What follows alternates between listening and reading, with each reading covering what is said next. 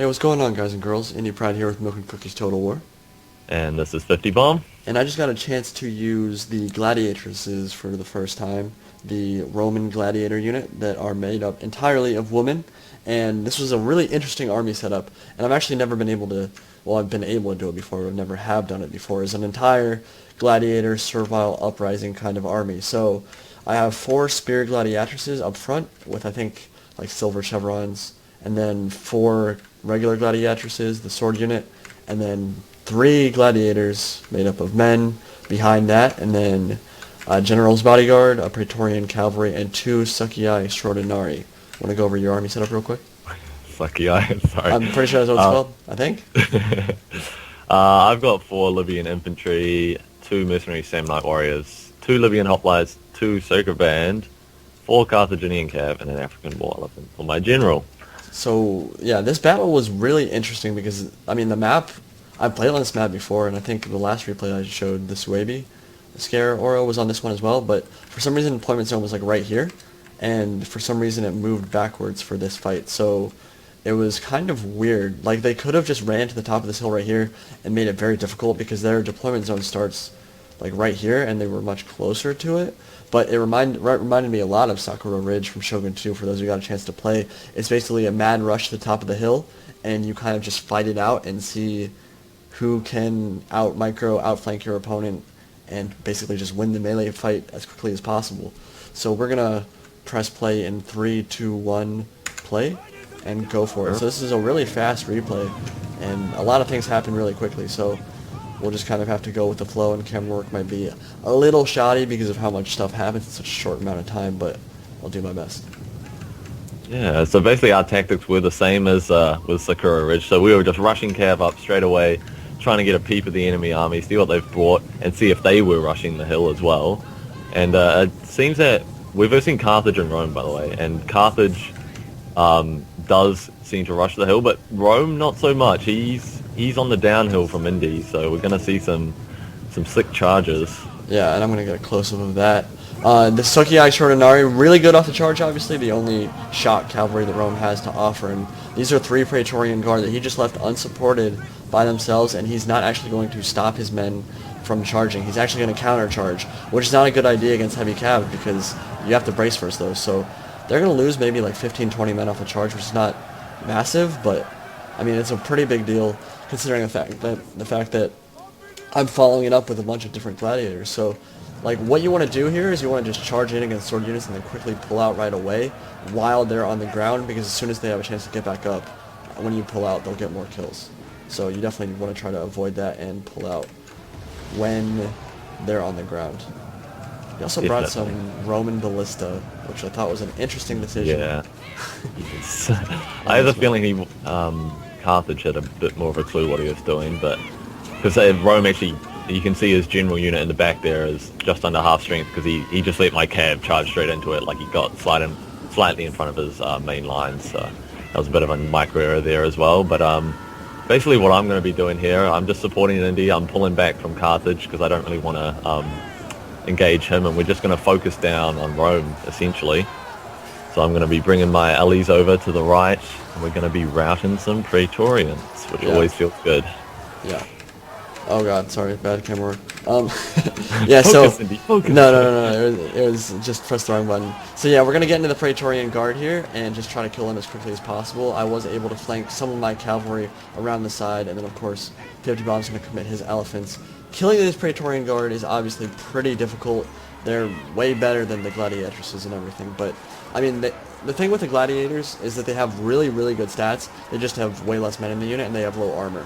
So in prolonged melee fights, they do die and just get a lot of kills in the meantime, and it really helped me a lot because I was able to soften up this Praetorian Guard with cav charges before I actually committed to the fight. So you probably did a lot of HP damage with those charges. You might not have killed many people, but they would have been, as you say, definitely softened up. So that was good. And then over here, I'm just starting to engage Carthage now, so it's just sort of a one-on-one infantry engagement. We've got basically the same units. He's using mercenary Samnites and Libyans, as am I. But he's going to have a couple more extra units than I am, so we've really got to wrap up Rome really quick here, which, well, seems like we already have, really. Yeah, Rome's basically taking out the field because of your elephants. I mean, he basically didn't have any spears or anything to really deal with them at all. He brought a complete rush army besides for the artillery that he brought. And so, again, the artillery not effective on this map at all just because of how it's designed, but I don't think he knew what the map looked like before he got into it, so Yeah. not really his fault on that front. But he didn't have any spears, didn't have any velites to really counter the African war elephants, and they actually don't have very many kills at the moment. They only have 50 kills, which is kind of surprising. What, my elephants? Yeah, Yeah. yeah. No, they only actually get about 100 in this game, I think, but I think the morale effect was really where all their costs came in. Yeah. Because, yeah, they sort of they touched units and they just kept routing, so I was like, okay, and then we moved on again, and Carthage is actually getting a good rear charge off there with his... He got a really good rear charge off there. Yeah, and then he's a little bit of flanking on the left too, but that's just because I didn't have the numbers of the same number of units that he did.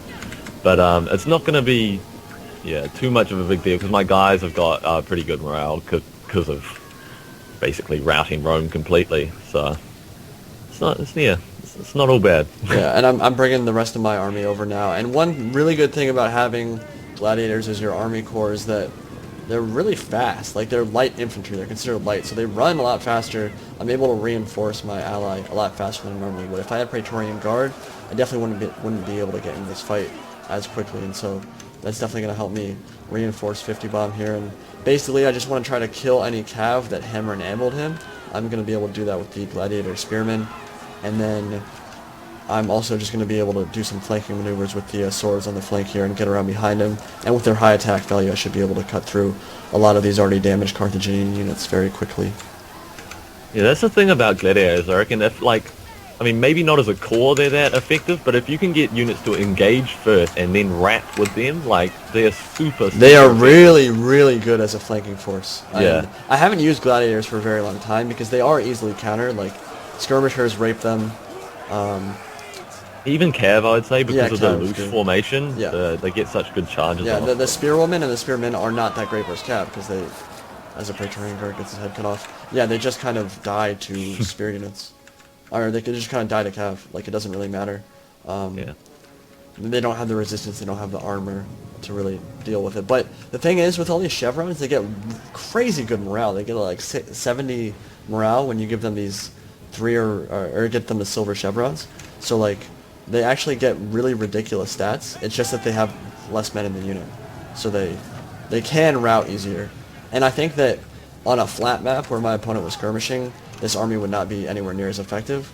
But on a map like Sakura Ridge, where I can run to the top of the hill and then just engage in a melee fight right away, it worked out pretty well. Indeed, the charge. Yeah, I'm doing the charge. I'm going to put it in slow motion for a second, Good. if you want to as well. I got a Praetorian cavalry coming down here at the Cretan archers, and they're going to go flying, like, really, really, really far. And I think they're dead, boys and girls. I think they're dead. So that was a nice little charge. They're going to put it back in fast motion. And basically, we already wrapped up the battle here. I mean, it was really fast, really bloody. It was. A lot of yes. good close-ups.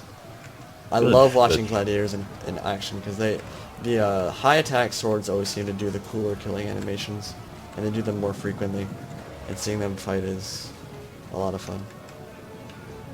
So that Cretan archer's dead, and then you're gonna commit your elephants to the other Cretan archer and lose one Ellie before the end of the turn. Sadness. I felt so bad for the elephant because it's like you literally just won the battle. There's no one left in the enemy army still fighting except for like 5 Cretan archers, and they're able to kill. Oh, I feel so bad. Poor elephant, man.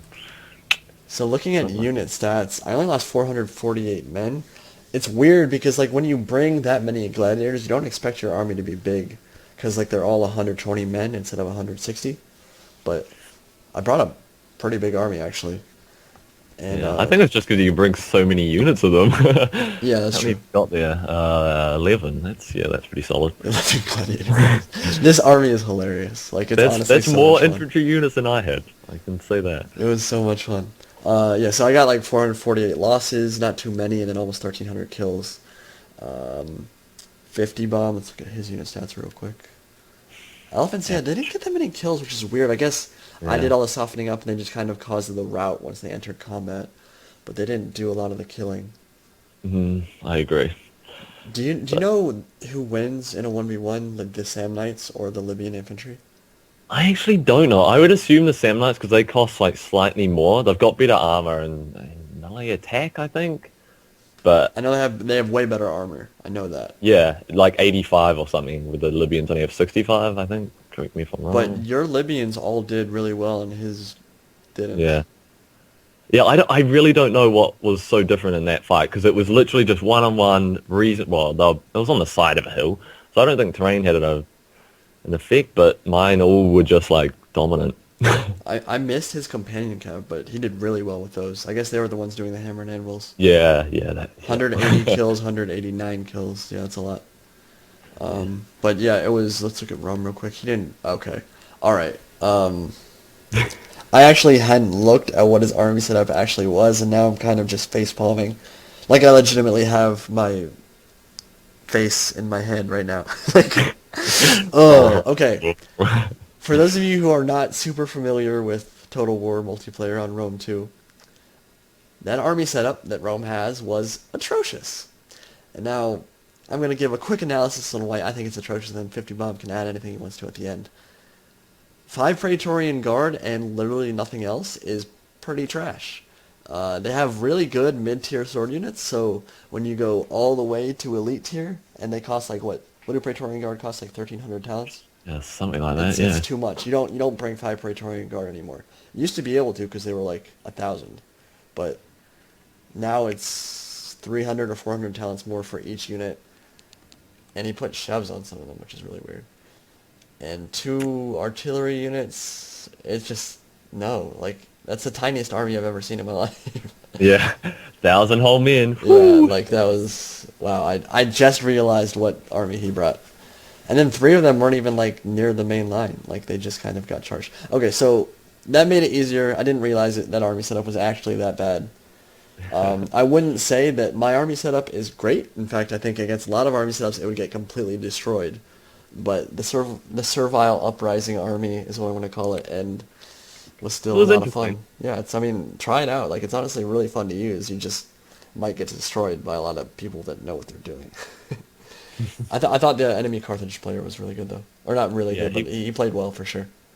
Definitely. Any other thoughts on that battle? Nope. Nope. Probably good.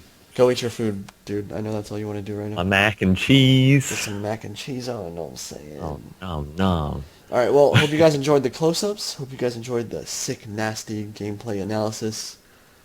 And I don't know if I'll upload this before or after I actually do an overview of Daughters of Mars. By the way, did you get Daughters of Mars DLC? I did, yep. Okay, well then, I shouldn't have. no, I shouldn't have either. But it's $3, like it's... Yeah, I know. It seems like nothing. And now it's gonna make me buy Beast of War too, because like, again, it's $3, like it's not a big deal, but it adds up over time. Yeah. Whatever. CA's Cavalry. marketing schemes, they're getting us. Bitches. Alright. Bitches. Hope you guys enjoyed. Talk to you all later. Any Pride signing out.